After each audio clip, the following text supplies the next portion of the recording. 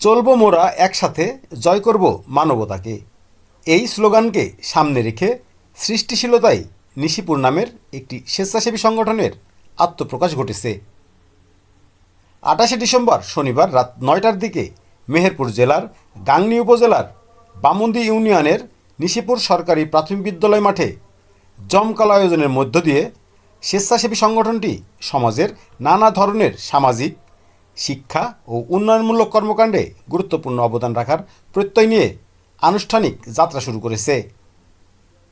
নিশিপুর সুশীল সমাজ আয়োজিত অনুষ্ঠানে সভাপতিত্ব করেন নিশিপুর গ্রামের কৃতি সন্তান মিনা ডেন্টাল কেয়ারের স্বত্বাধিকারী ও চিকিৎসক মাসুম আলী। কৃতিত্বের স্বাক্ষর রাখায় সংবর্ধনা দেওয়া হয় নিশিপুর গ্রামের কৃতি সন্তান আলশেফা ক্লিনিকের স্বত্বাধিকারী চিকিৎসক ফজলুর রহমান, চিকিৎসক Samiul Alam, chemical engineer Abdul Hannan, Australia প্রবাসী প্রফেসর ইউনুস আলী রতনকে।